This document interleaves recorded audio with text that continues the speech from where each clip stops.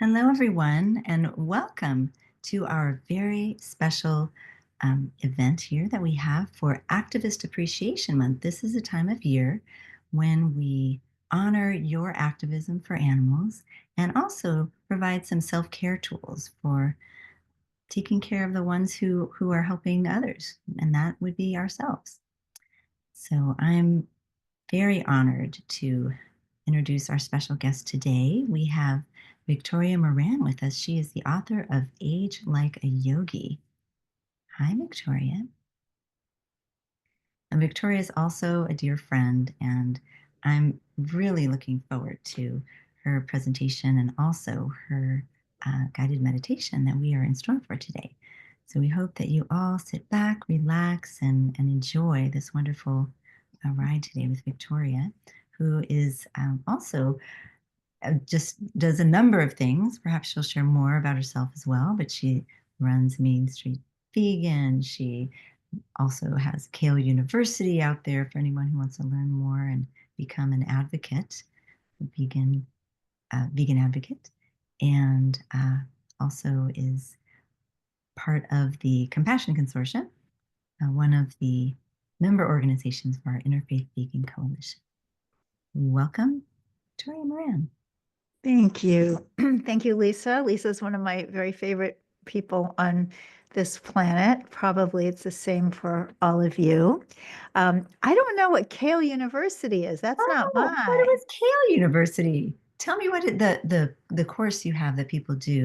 Main Street Vegan Academy. Academy. Oh my But goodness. no, I love Kale University. I'm thinking, oh, like somebody was telling me today that ever since they learned how to make kale chips, they've been making them every day, even though their family says they smell funny. You know, we get these kind of criticisms, these kinds of odd little, well, there must be something wrong with what you do because I don't want to do it. And I've been doing a lot of thinking lately around certainly many of the things that Lisa has brought to us, like the Interfaith Vegan Coalition and vegan spirituality, that this really is a spiritual path. And I'm thinking that sometimes when people are vegan for a while, whatever their motivation was to do it, and then they say, "Ooh, I don't know, it just didn't feel right." You notice they never say something like, "I had a heart attack." You know, it's always something was just kind of a little bit off. And it occurred to me that maybe what's a little bit off is that whenever we're eating plants, it's kind of a high vibrational sort of diet recommended by yogis, recommended by mystics in Christianity and Kabbalah and all kinds of traditions.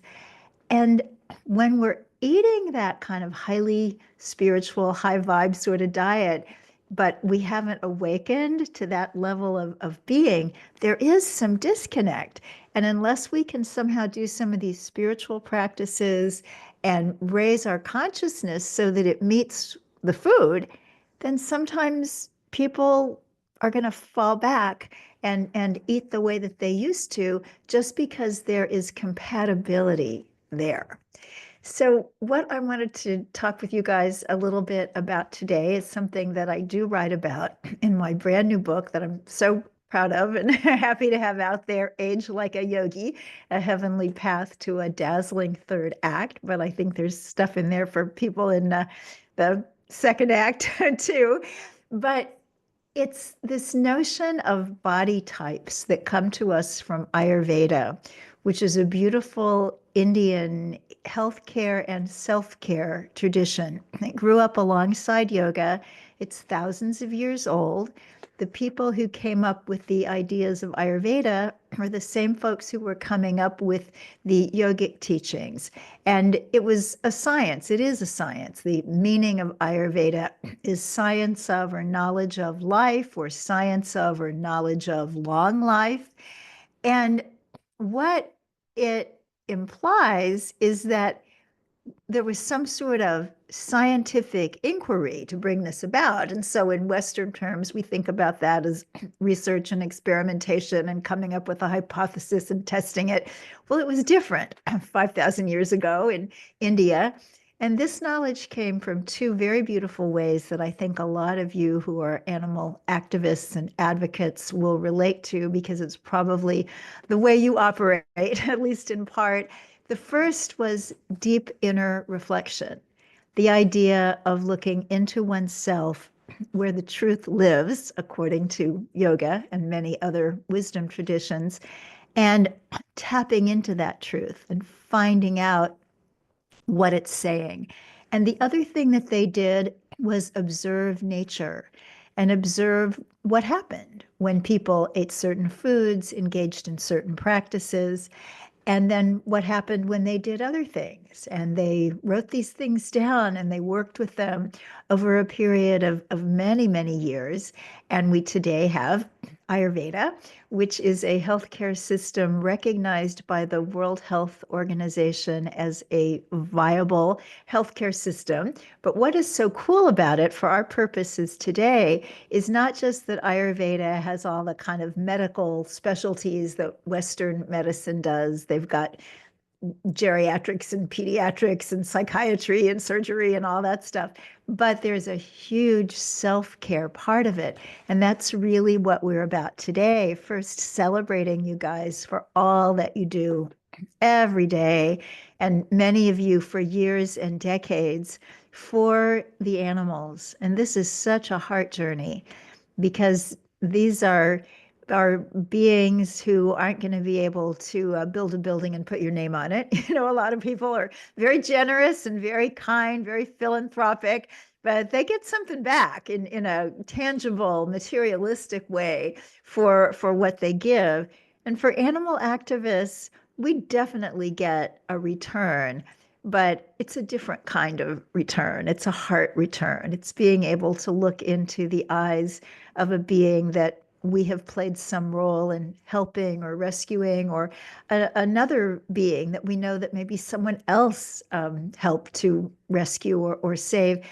And we get that sense of, oh, yeah, I'm doing what I'm supposed to be doing. I came here with a purpose and I'm fulfilling that purpose. And that's very gratifying and wonderful. But sometimes fulfilling your purpose is really hard. And it is easier to watch TV or scroll through more YouTubes. And yet, you guys are not the kind of people who tend to take that route most of the time. And that's why you're being celebrated this month by In Defense of Animals and others. So Lisa said that I might do a little bit of an introduction, and I think I will. I was just listening to somebody today saying that when you want somebody to listen to what you have to say and take you seriously, it's sort of like if you're selling a product, you need to let them know who founded the product and who's behind it and what it does. And so that's why we need to introduce ourselves. So, as Lisa said, I'm Victoria Moran and I write books. If we met at a party somewhere and you said, "What do you do?" I would just say, "I write books." And I do so much more now than that. But that's really, I think, a large part of what I came to Earth to do. And I have written 14 books. Age Like a Yogi is the 14th. But I have a bunch of other ones out there like Main Street Vegan and Creating a Charmed Life. And Main Street Vegan has led to a lot of what I've done over the past 12 years. That book came out in 2012, and it spawned not only its own readership, but the Main Street Vegan podcast, Main Street Vegan Academy that we talked about, that trains vegan lifestyle coaches and educators. We'll be having our, I think it's 37th cohort late this summer, and also Main Street Vegan Productions. So we were very much involved in Thomas Jackson's 2019 film that you may have seen, his documentary, A Prayer for Compassion, about the world's religions and what they have done or failed to do for God's other creatures who aren't human. And also, we have a film in the works, a feature film, family feature film called Miss Liberty, about a cow who escapes from a slaughterhouse. So that's largely how I keep myself busy. Live in New York City with a little Chihuahua mix rescued from hoarding. and a pigeon who is blind in one eye, partially sighted in the other, rescued from the streets of New York City. And my husband, William Melton, who is the co-founder of the Compassion Consortium, the primary screenwriter of Miss Liberty. And thank you so much, Carolyn, for saying that you've heard of it. I hope that in a couple of years from now, people will have heard of it all around the world. So that would be a good thing. So what I'd like to do today is give you an introduction. And I know some of you, this will be a review for, certainly Diane Waltner. I know you've actually seen this presentation before, so apologies for a repeat. But I want to talk today about the doshas, which are the Ayurvedic body types. And the reason that this fits in our celebration of you is because the dosha concept states that you are absolutely, uniquely, incredibly perfect, just the way you showed up here. And when I hear that, I just want to take a big old exhale. In fact, let's just do, ah, you are exactly perfect the way you showed up here. Let's exhale again. That to me is so nice because I am of the generation where everybody really, but women certainly, were told you're supposed to be exactly like this.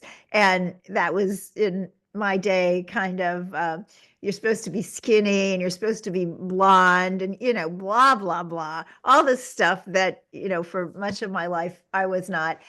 And to find Ayurveda and learn that whatever society has to say about us is a passing trend. And the truth about us is that we are perfect just the way we are.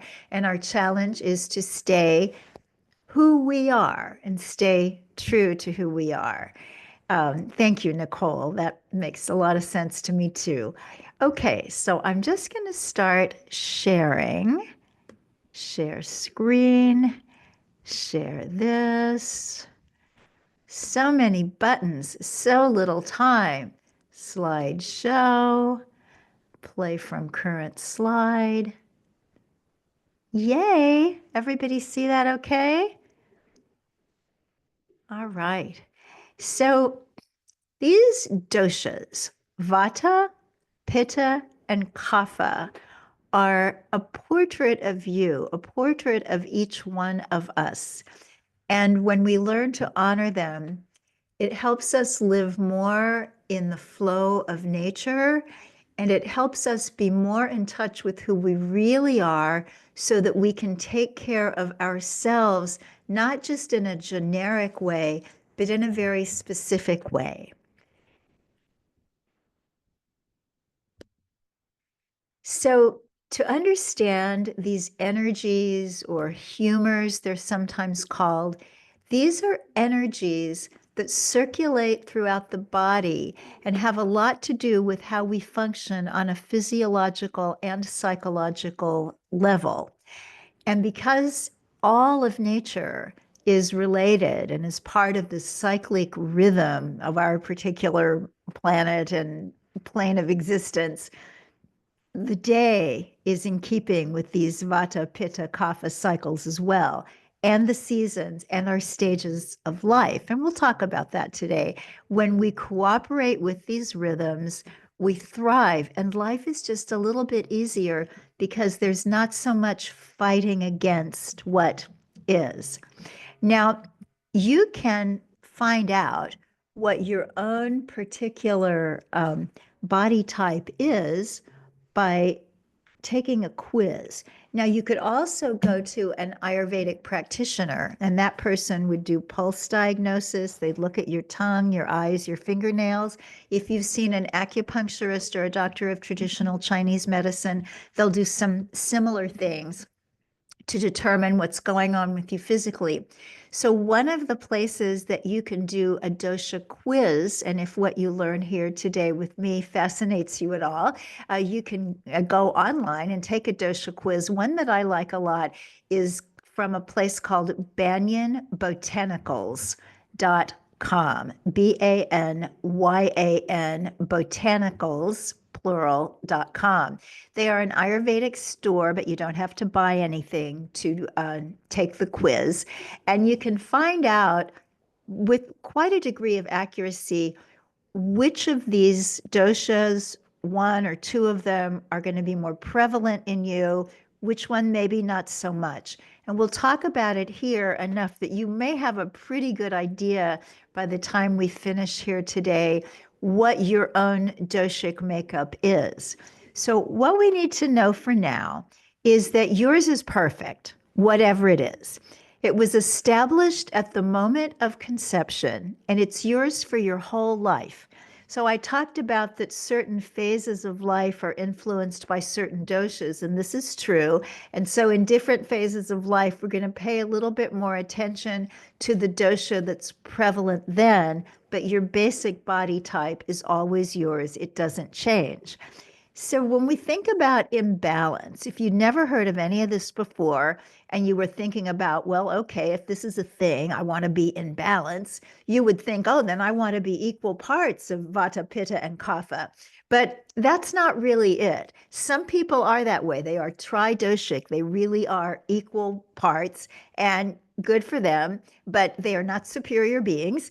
And for all of us, regardless of our percentage, we're right just the way we are. So in the example here that you can read, if somebody's 85% Pitta, well, gosh, that sounds like a lot. And 11% Kapha and 4% Vata. It's like, wow, that person seems really out of balance. No, they're not. As long as they stay in that particular state, they go through life with the positives of their primary dosha coming to the fore. The negatives are downplayed, and they're great.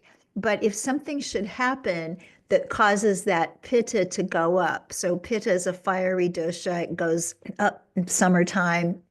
If somebody gets angry or if they eat too much spicy food, then they're going to be out of balance. But one of the others, even this vata that they have very little of, vata is very flighty and gets out of balance easily for everybody.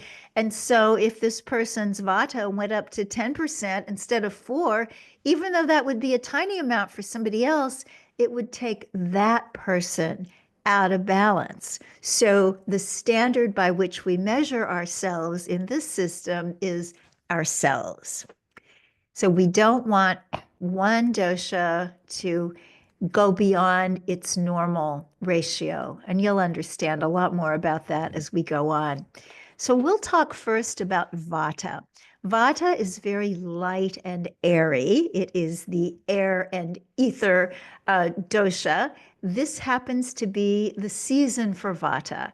In Ayurveda, we look at 3 seasons really, and Vata season is late fall through early mid-winter. So we're going to be coming into spring, depending on where you live, in the next month or 2 or 3, and that'll be coming into Kapha season. But right now, we're in Vata season, and that means that most of us in the Northern Hemisphere, most places that we live, kind of want to have soup and warm baths and come home and wrap up in a blanket or put on reading socks. I don't know if you guys know about reading socks. I have a stepdaughter in Canada. I guess they were a big fad there a couple of years ago, and they're these super thick kind of booty socks. You shouldn't even call them socks because they're too thick to fit in a shoe. But you just slip those things on when you come in from the cold, and it just feels so comfy and wonderful. But if you are a predominantly Vata person, then even when it's not this time of year, you're going to love the blankets and the soup and the reading socks because Vata tends to be cold. Now, if you look over here at the picture and we see Fred Astaire and Audrey Hepburn, they are classic, perfect Vatas. So we're all a lot of everything. And I'm primarily Vata, but these guys are like Vata on steroids. So they've got long fingers, long necks, they're slender, they're graceful, they're dancers. So that's really Vata in its most expressed essence. So they're light boned and slender, And when Vata is in balance, these people are so delightful. They're like the kind of person that lights up a room. They're childlike without being childish. They're creative. They can always think outside the box. And out of balance, it's something very, very different. They become spacey and anxious. Vata's greatest enemy is fear, and it comes so easily to them. Poor digestion, constipation, joint stiffness, all these things, and dryness, because being air and ether, this is a very dry dosha. So we want to keep that in balance so we get the good stuff and not the negative stuff. Now, the Vata time in life is the later years. Some of the books and different experts will say 50 plus, other people will put it a little bit later, 55, but by 60, almost everybody is noticing maybe their skin is drier. Or we see these commercials on TV for dry eye. Well, Ayurveda would say that's excess vata, and sometimes the poor digestion. And that's why I love Ayurveda for vegans. Ayurveda itself is not vegan. It's in some iterations vegetarian and some iterations not even, but mostly vegetarian. But you know how anything from India, there is a cultural connection to dairy. So a lot of times with Ayurveda, we'll see ghee, clarified butter. And, to me, one of my favorite phrases in the whole world comes from the 12-step programs. Take what you like and leave the rest. And 99% of Ayurveda, I like a lot. And it just makes so much sense to me. And it's so helpful. I'm not going to use ghee. I'm not going to steal calves' milk because somebody thinks it could be good for me. There are people that think that all kinds of horrible things are good for us. That doesn't mean that we're going to go against our own good sense and our own ethics to do it.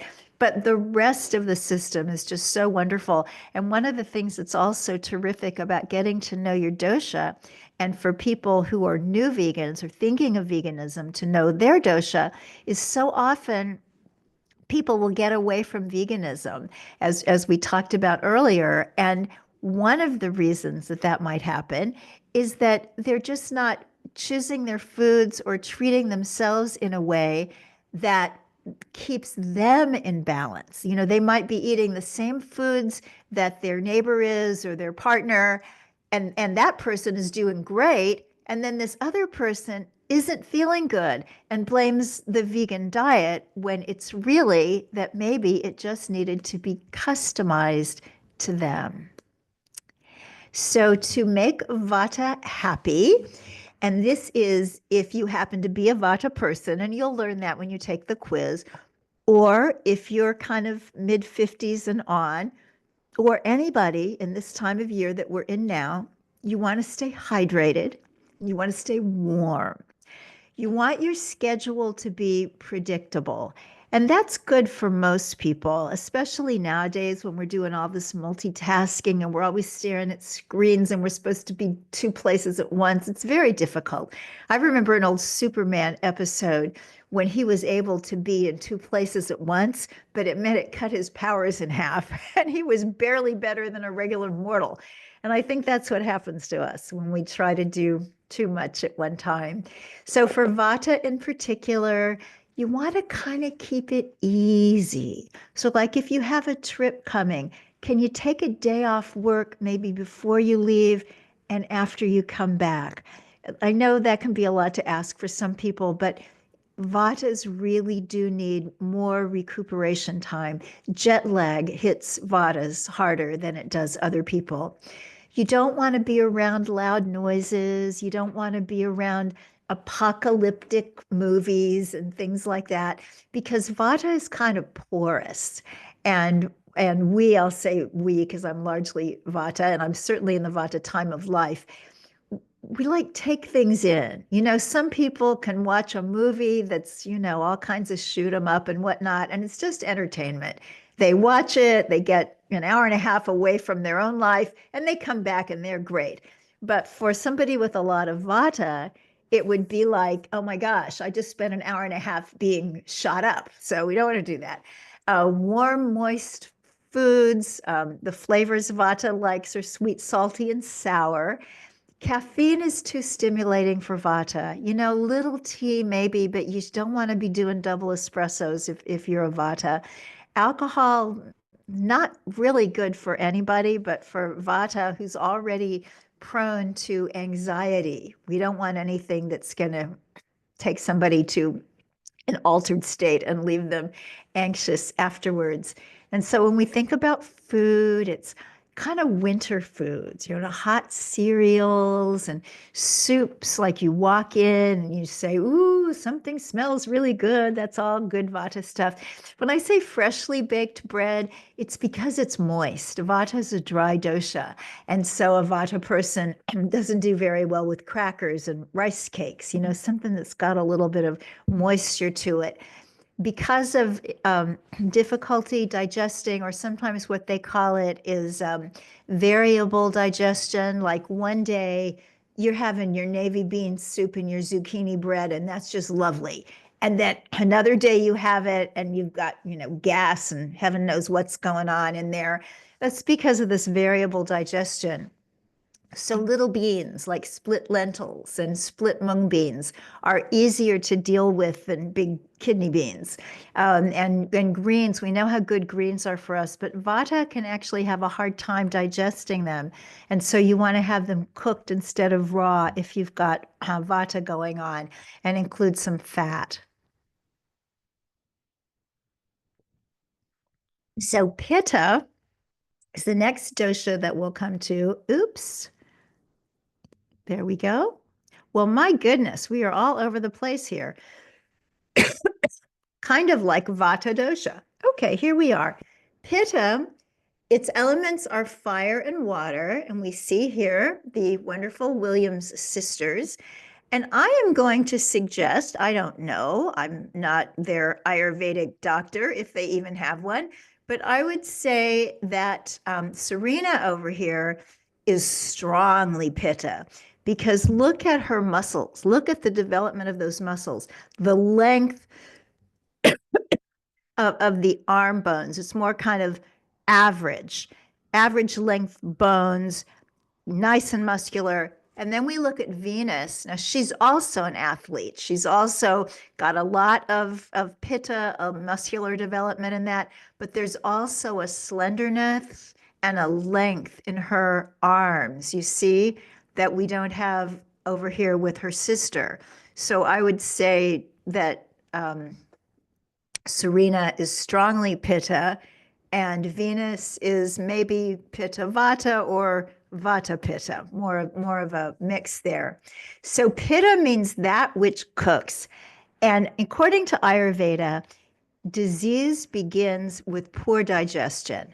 And pitta people can digest nails, just about. They have a very strong digestive fire, certainly into later midlife or old age when more vata is coming into play.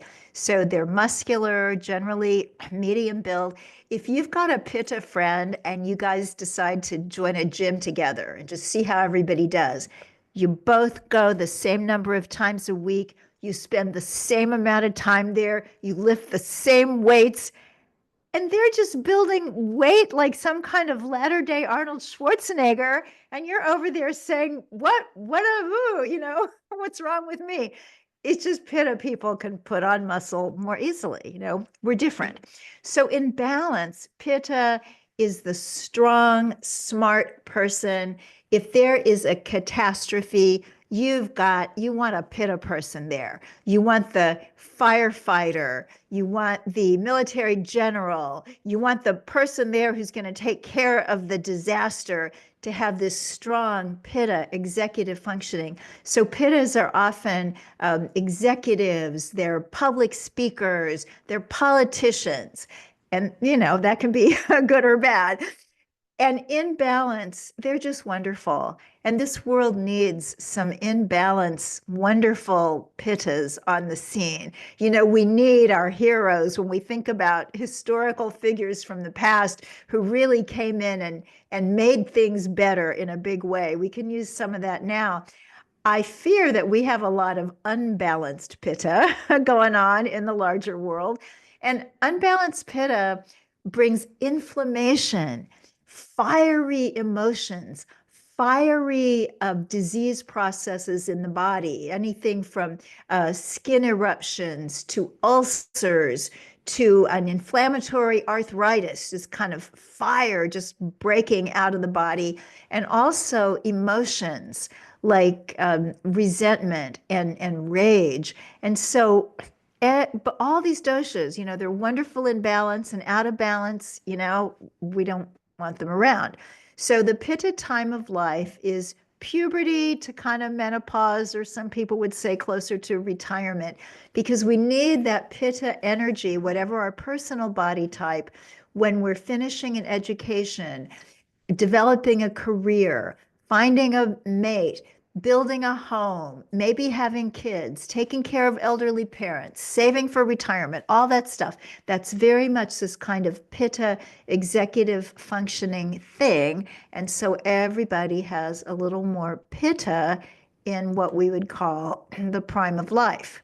So to keep pitta from becoming that inflamed, angry person, they need to be kept cool. Both other doshas, vata and kapha, that we'll get to, tend to be cool or cold. Pitta is hot. So I've always thought that before marriage, there should be a required Ayurveda course so that people could understand that this person that they are planning on spending the rest of their life with may be cold when they're hot, may get the same piece of information and respond with anger where the other person would respond with fear. When we understand this, we tend to understand others better. And I think this is also really important as animal activists and advocates, because we're going to be working with humans who aren't necessarily against us, but who aren't necessarily for us either. When we're trying to maybe rescue a dog, let's say, from a situation that's not good, but the people who have this dog think the dog's doing just fine. So we have to learn how to be so diplomatic and such, good communicators. And when we know who we're communicating with, which we can know more when we understand these body types, we can be better communicators. And it's not that you're going to go up to somebody and say, I would like to help you with your dog. Can you fill out this questionnaire? But after a while, if you get into this, you'll start to be able to tell just by how people look and a few little things. Like if it's a cold winter day and you knock on somebody's door and they come out in a t-shirt and don't even act like there's a problem with that, they're probably pitta. So to pacify pitta, cool rooms, um, cooling activities like swimming. Again, you don't want to have anything too hot or stimulating, like a Mexican meal with a lot of tequila. Not so great for a pitta. And pittas do well with beans, potatoes, popcorns, these foods that kind of seem a little bit dry. And where if you were in a relationship with a pitta, maybe you do a tofu stir fry and serve the pitta theirs with greens and rice. And you might heat up some vegetable broth for the vata and put the veggies and the tofu in the broth to just make it more warming and wet going down for the vata person. And pitta has a really strong appetite, and they need to eat when it's time to eat. So whatever their gender, a hungry pitta is like the husband in the 1950s sitcom. Honey, I'm home. Why isn't dinner on the table? Pitta wants dinner on the table, no matter what else is going on with them. And now we come to kapha. Earth and water are kapha's elements. And these people, oh my gosh, they're just so sweet and kind. I actually heard Deepak Chopra say that in the modern West, there is a great dearth of pitta energy. And I've seen this teaching classes all over on this, and we'll sometimes do the dosha quiz in class. And there are always lots and lots of people who are predominantly pitta or predominantly vata. Quite a fewer people who are predominantly kapha, which is interesting. But you can see these people with prominent kapha dosha over here on the left. And this is the energy of stability. If you've got a friend that you know, if you were in a difficult situation and you knocked on their door at 2 in the morning and got them out of bed, they would not only not be mad at you, they would fix you food. I mean, these people are just really, really loving, not because they're telling themselves they have to be, but because it's just really who they are.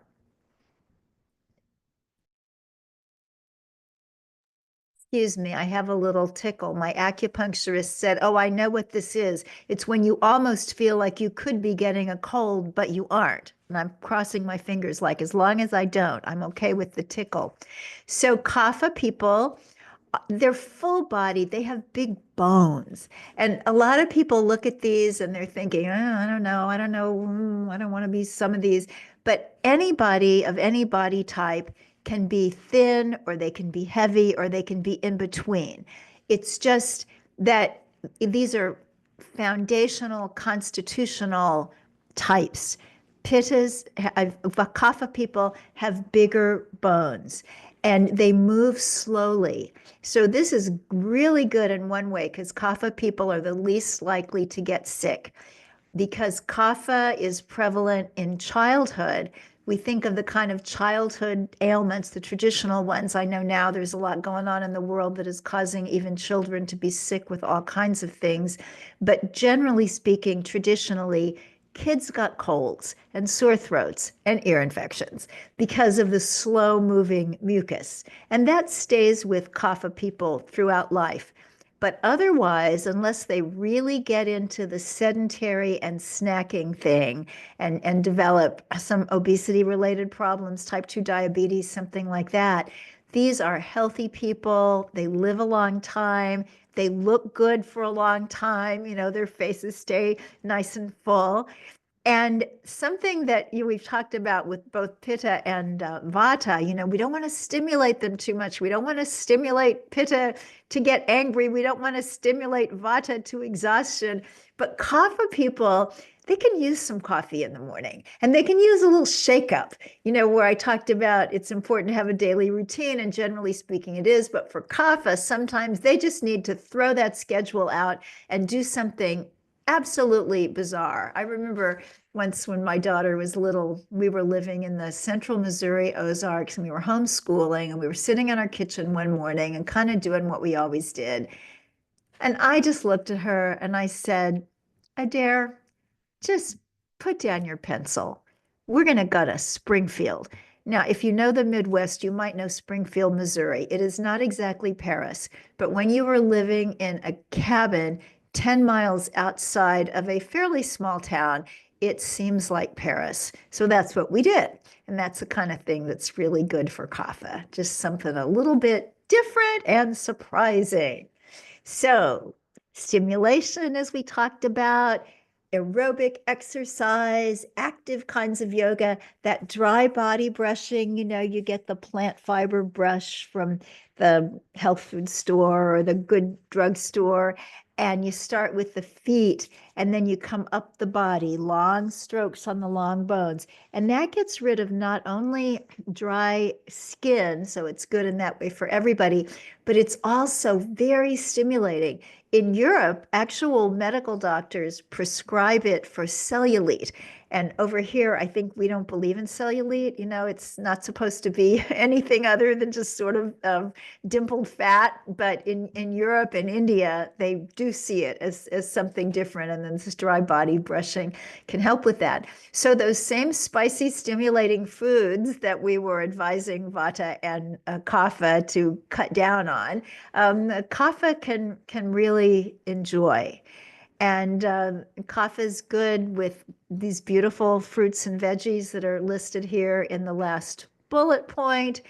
And snacking, not great really for anybody according to Ayurveda, because the body needs time to deal with the food we give it before the next meal, but especially kapha because their digestion is slow. So they need time between meals to deal with the food.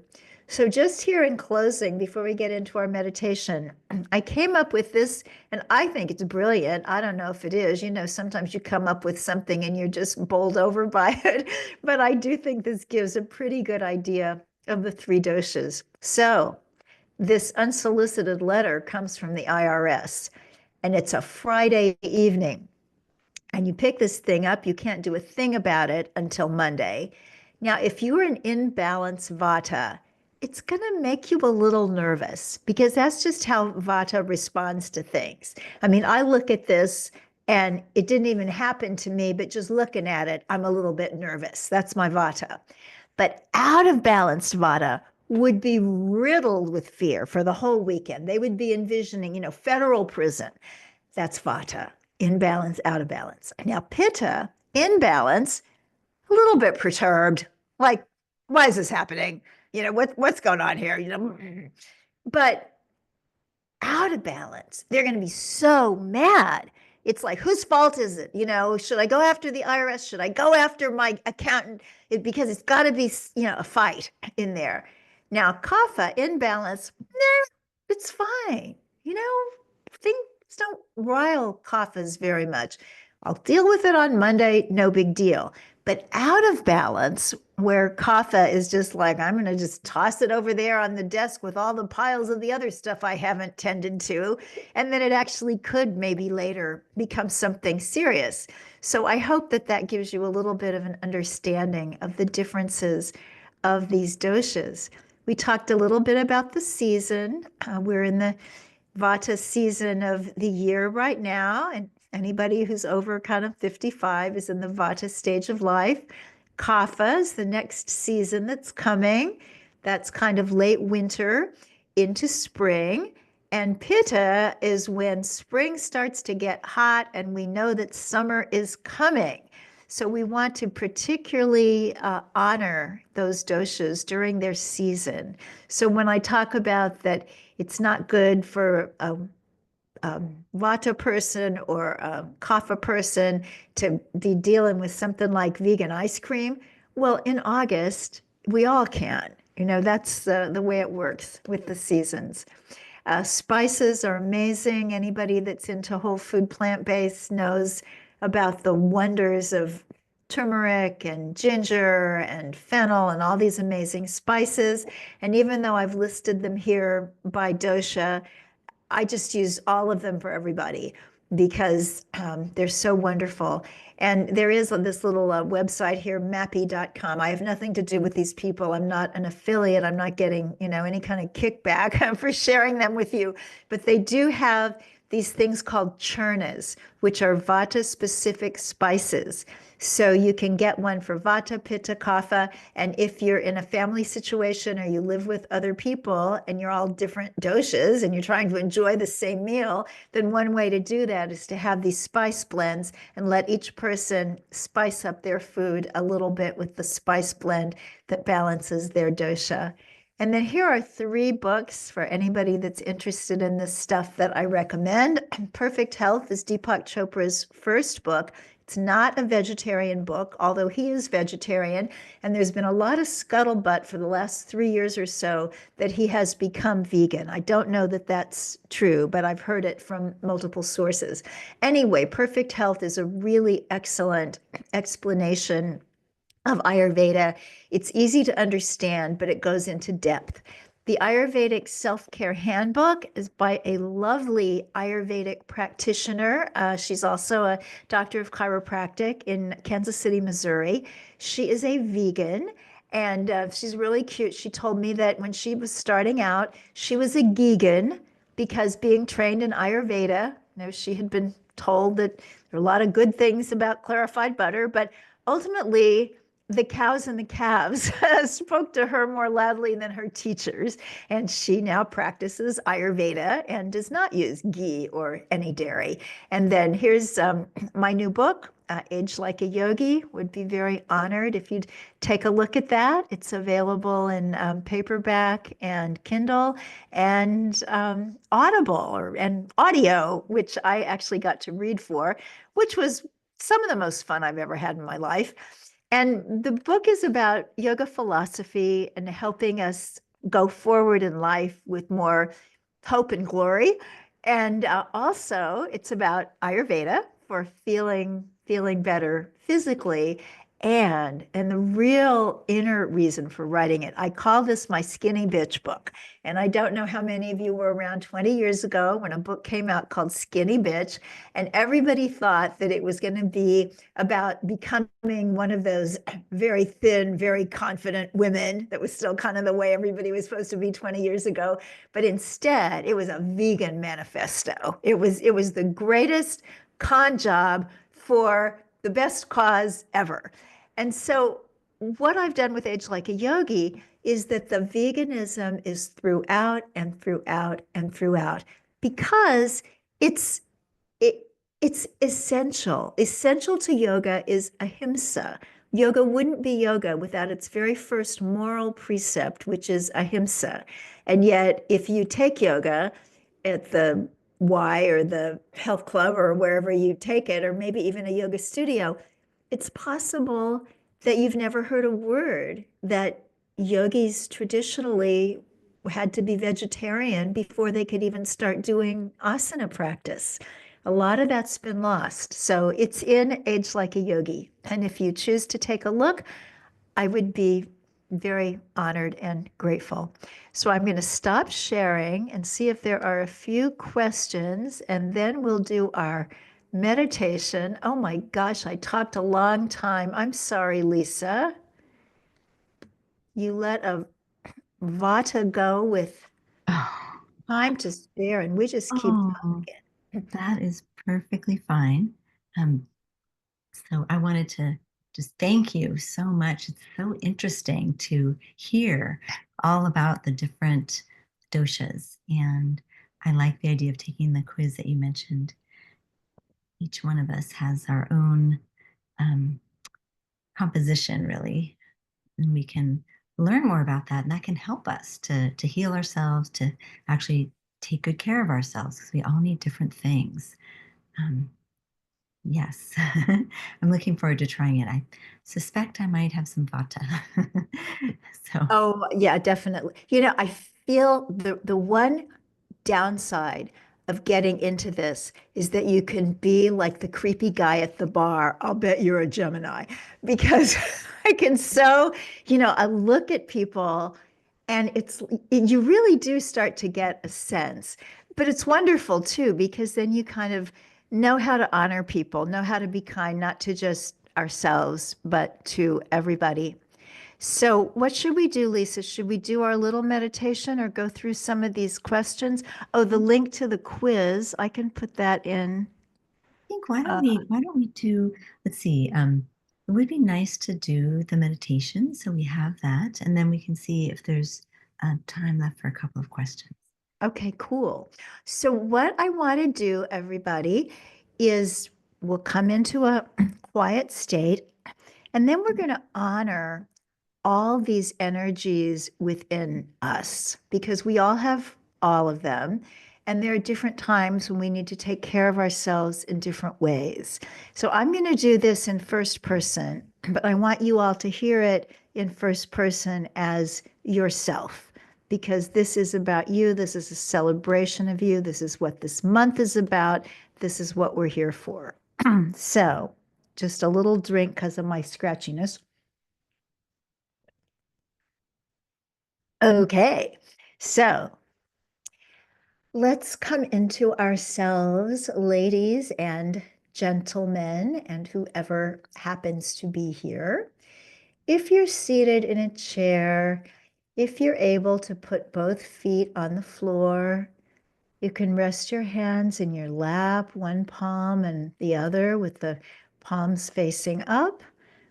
If that doesn't feel right, do whatever feels right to you. You are the expert on your own body and your own life. Sometimes I think that is the most important affirmation we could possibly have because everybody on earth wants to know more about us than we do, when the truth is, nobody ever will. So I'll make suggestions and you do whatever you darn well know is the right thing for you. So sitting with your spine fairly straight, your head right up on top of your cervical vertebrae, let's just begin to watch our breath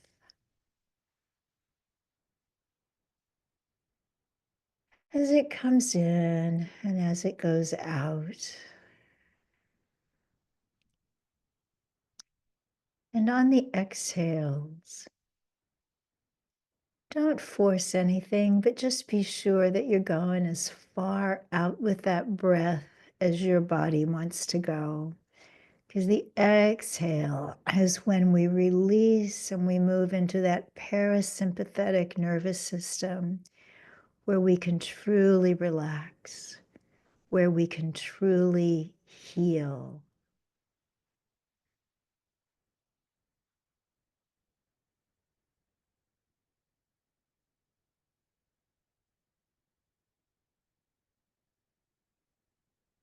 And just riding beautifully on the breath, I'll make some suggestions. And just know that you'll be taking in what you need. You'll be letting go what you don't need. Anything you forget, you can find out later. And anything that doesn't apply to you can apply to somebody else. So let's bring to mind first kapha. Kapha is that energy of childhood. It's that energy of stability, generosity, tradition.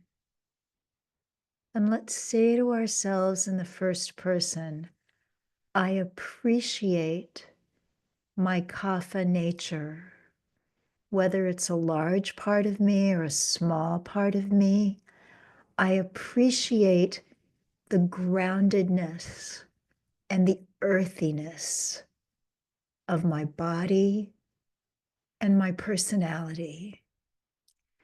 I appreciate my ability to be generous and kind. I appreciate my ability to take my time to weigh things, to think things over, and figure things out. I appreciate my calmness, my slowness to anger or to rash behavior. I appreciate that I love comfort and I know how to comfort myself and others. I honor the kapha in me by giving myself some stimulation every now and then when I need it. I celebrate myself when I really want to stay home and read, but I go to that Zumba class anyway. I celebrate myself when I follow my own natural inclinations to give and give and give to others. And I also celebrate myself when I say, you know what? Even for me, that's enough. And now it's time to give to myself. I appreciate that I can see those boundaries and that I can apply them in my life. Now let's move on to pitta, to honoring and appreciating that pitta part of ourselves, that part that is going strong in the summertime and that gives us our internal fire.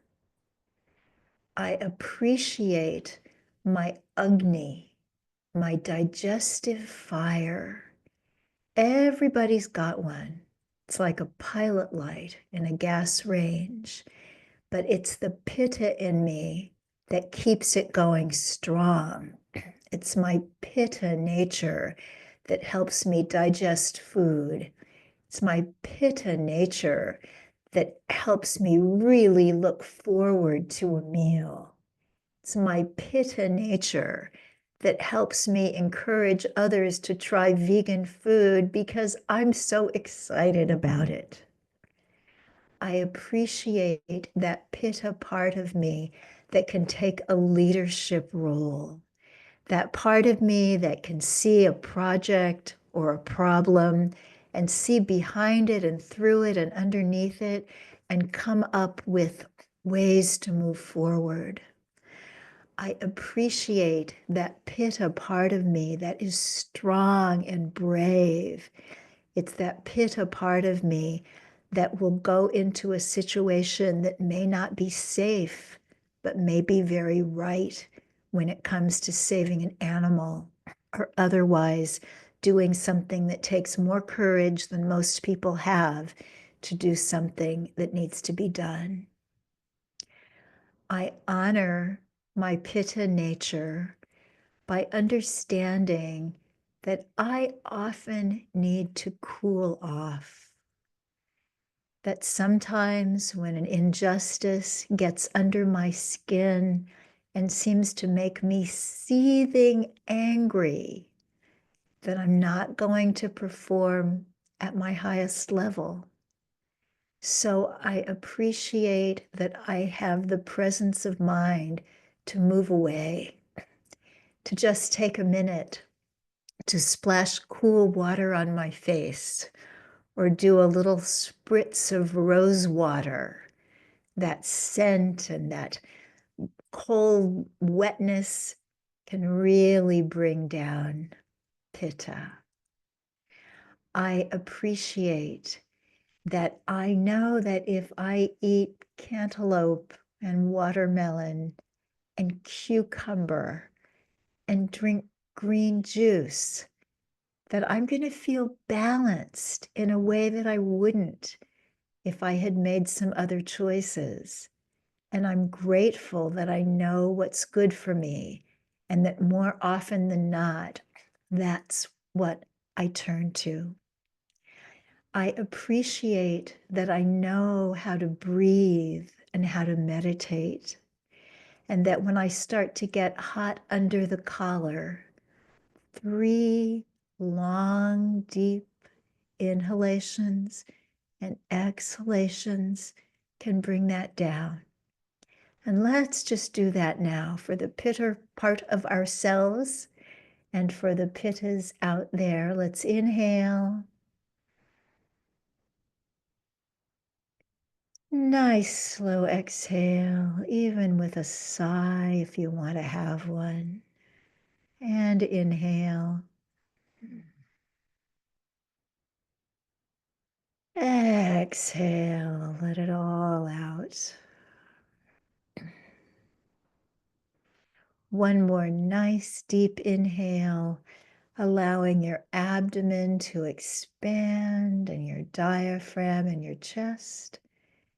And then let it go, let it go, let it go, let it go, and return to normal breathing.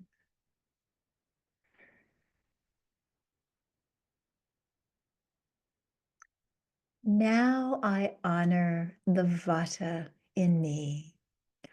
I honor the air and the ether. I honor the lightness and the humor. I honor my interest in spiritual things and my understanding of things that are not of this earth in a way that other people may not share, may not understand, but they're such an important part of me. I honor the way that I can lift somebody's mood. And I honor my own vata nature by knowing that I am light and airy and changeable, and I need to take care of myself maybe a little bit better than other people who have a stronger, earthier kind of makeup. So I'm going to honor my vata today by keeping myself warm. I'm going to start my day with some warm or hot water with some lemon juice or some sliced ginger. I'm going to sip warm or hot water or herbal tea, ginger or tulsi, fennel or CCF, that's cumin, coriander, and fennel, equal parts of the seeds in boiling water. Strain those, very healing for vata and for the other doshas. I'm going to not be shy when the room feels too cold to me and I need to ask if somebody can close a window or turn up the heat. I honor my vata by asking the server at the restaurant if I can move away from the blowing air conditioning. I'm not being a diva. I am taking care of a person who takes care of animals and others. When I ask for myself, I'm asking for them. I honor my vata with warm foods and warm beverages. I love at nighttime heating some almond milk into which I have put a little bit of cinnamon and nutmeg and cardamom and a little bit of coconut sugar or maple syrup and sipping that at bedtime. I honor my vata by massaging my feet at night with warm sesame oil and then putting on some nice socks that aren't too tight and going to sleep and allowing the soothing nature of that oil. Oil in Sanskrit is sneha, same word as love. And rubbing that oil into my feet at night shows that I love myself. I love the vata part of me. I love all parts of me. I love who I am, and I honor what I came here to do, humbly accepting this task I was given and knowing that I don't have to be perfect and I don't have to do it all, because the other people on this call, the other people who are part of this organization, the other people who are part of the vegan and animal rights movements are all imperfectly doing it with me. And imperfectly together, all of us and all of the vata and the pitta and the kapha in each and every one of us will get this work done until all beings are free from suffering. So I'm going to finish with a traditional yogic Sanskrit prayer. If you know the words, join in, and then I'll translate a little bit of an extended translation that came from the Jiva Mukti yoga folks, Sharon Gannon and David Life. I'm honored to say Sharon wrote the foreword for Age Like a Yogi. So the prayer is Loka samasta sukhino bhavantu. May all living beings be free from suffering. May all living beings know peace and joy. May the thoughts, words, actions, and choices of my day contribute to that peace and that happiness for all.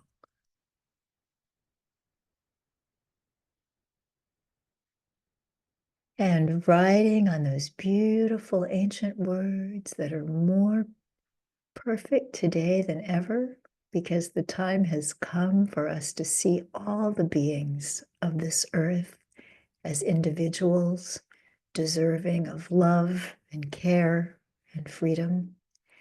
Let's slowly open our eyes and return to our Zoom room, connect with lovely Lisa Levinson and everybody else. And here we are. Oh, wow. Victoria, that was absolutely perfect. And this is just what we were looking for Activist Appreciation Month, an opportunity to celebrate ourselves. And you've given us just that. What a wonderful gift. Thank you. Thank you. Thank you for the invitation. I'm sorry that I went a little bit over.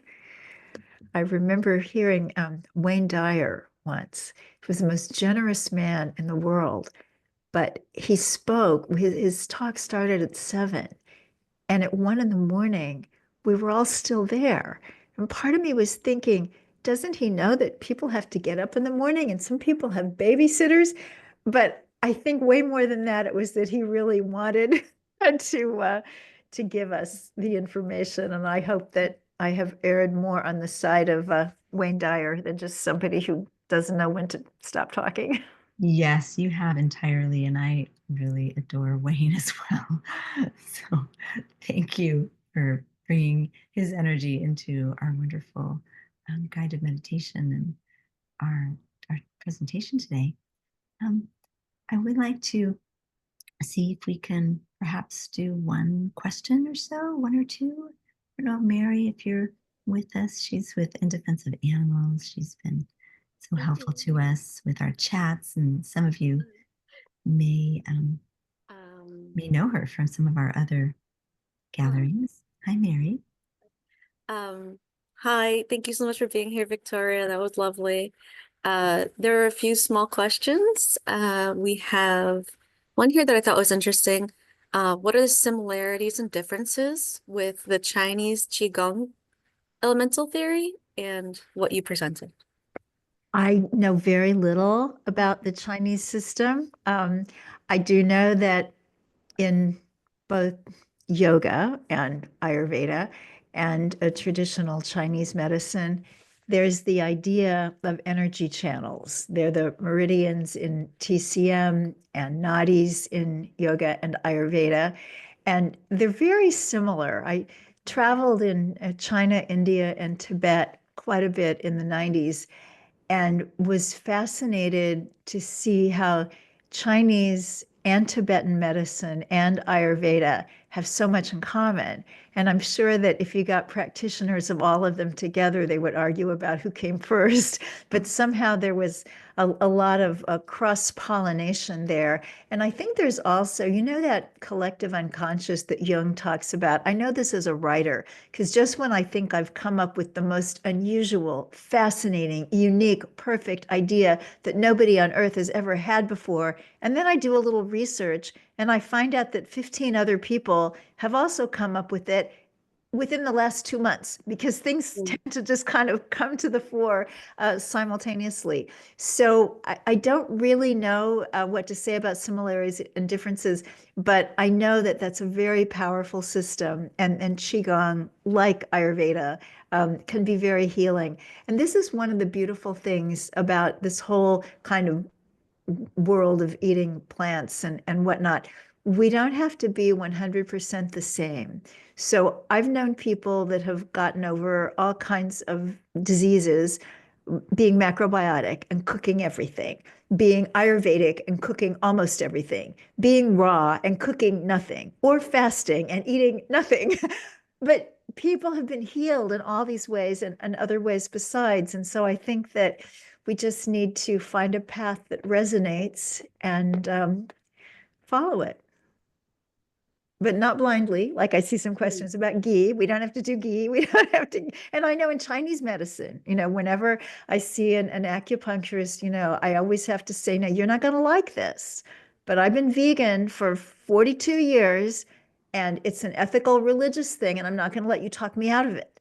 And when Hmm. presented that way, they'll usually say, well, how's your vitamin D? How's your iron? Well, all right, then it works for you. And, I kind of, let it go at that.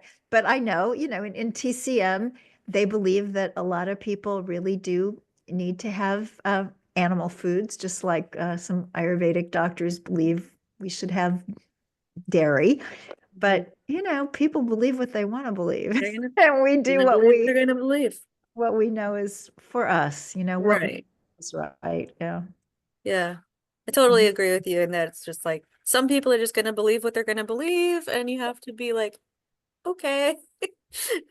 But you believe what you believe and you stick with it.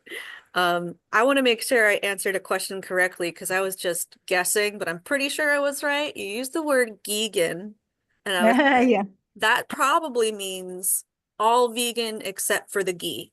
that's right. Okay, I got it right. Cool. Uh-huh. That's what I said to the person in the chat. I was guessing. Don't tell anybody. Um, another question we had in here was, do you do one meal per day instead of three meals? Because this person, Carolyn, says they've been told the yogis don't eat three meals. Oh, I'm sorry. Forgive me. I was reading something in the chat and my brain went there. Okay, I just It's shut the okay. chat off and I will listen to you, Mary. Tell It's me just the again. third question in the Q&A from Okay. Carolyn Sampson. She asks, do you do one meal per day instead of three meals? Because she's been told that yogis don't do three meals. Well, this is very interesting because yoga and Ayurveda are sister sciences, but they're not cloned. And Mm, so they have some differences. So Ayurveda is more for regular people. And if some yogi, in the Himalayas or something, it's probably fine, with one meal a day. But Ayurveda is very big on 3 meals a day because mm, they say that our Agni, our digestive fire, needs to be stoked 3 times a day. mm, And uh, you don't have to have a big breakfast unless you're the kind of person who wants a big breakfast, and then that's fine. But you need to have something. You don't want to skip it. And then Ayurveda suggests that we have our biggest meal in the middle of the day because for everybody, the digestive fire is hottest when the sun is highest in the sky. And then the latest meal in the day should be fairly early, 6:30, so that we have time to digest it before we go to bed. So that should be a lighter meal, according to Ayurveda, and all digested. So when we go to bed, we're not digesting food, but we're instead appropriating those nutrients and letting the assimilation and elimination process do what it's needing to do so that we can sleep through the night instead of worrying about the food. So yeah, Ayurveda likes 3 meals a day. Well, thank you so much, Victoria. And thank you to Mary for answering and guiding some of our questions here. And I think this was a very special and wonderful opportunity to practice kind of what we preach for Activist Appreciation Month, not only to appreciate all the work that all of you are doing for animals every day, but also to take care of ourselves and to do that through guided meditations and also through how we're caring for our doshas. And thank you to Mary for putting in the link to this wonderful questionnaire that Victoria um, guided us towards for buyinbotanicals.com. Hopefully, we'll all do that and then learn a little bit more about ourselves. I want to just take a moment and thank everybody for joining us today. We still have another week left of Activist Appreciation Month, so we hope that you'll join us for our programs. We have another really interesting um, talk coming up next week. And thanks to Mary for sharing everything in the chat. And special thanks to Victoria. I am so grateful to you. I was very much looking forward to this particular one, and I feel very nourished and nurtured after participating. So thank you, Victoria, so much. We Thank really appreciate it. you. Oh, I just Yes, see please. chat. It's interesting. If Sarah is still here, I wonder if astrology converges with doshas at all. I don't know, but there is Vedic astrology. So astrology has come through the ages with with all of these other things. And these are just, I think, all ways to get to know ourselves.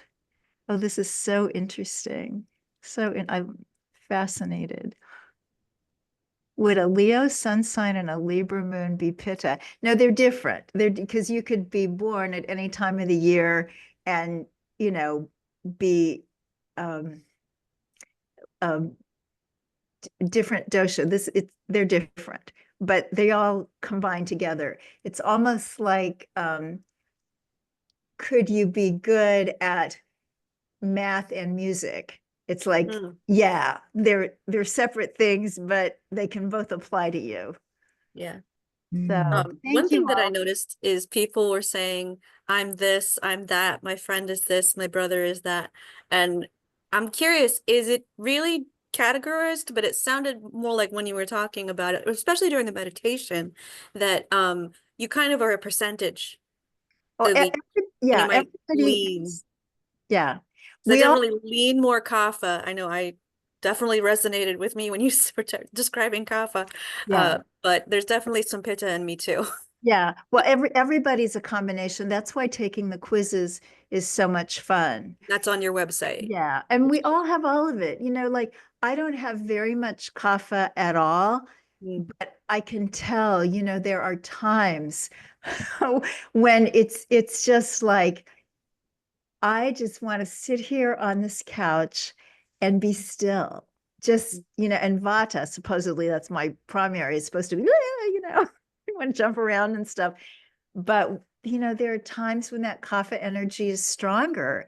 And sometimes it's very nice when one of our energies that is not so much prevalent, we sometimes notice. And the meditation is to just value everything that we are mhm. out there in a world that would rather tell us, where it thinks we're falling short. Yeah. What you should Mm. be Yeah. instead of valuing what you are. Yeah. Thank you for bringing that to our attention. It's a beautiful practice, and I think something we could all take and practice regularly, just honoring the different doshas within us. And thank you for that wonderful opportunity, Victoria. Well, thank you. Yay. Well, everyone, we hope you have a lovely evening or morning wherever you are. And we appreciate you. Have a great time, and we'll see you hopefully on our next Activist Appreciation Month gathering here. Take care, everyone. Good night. And take care of yourself.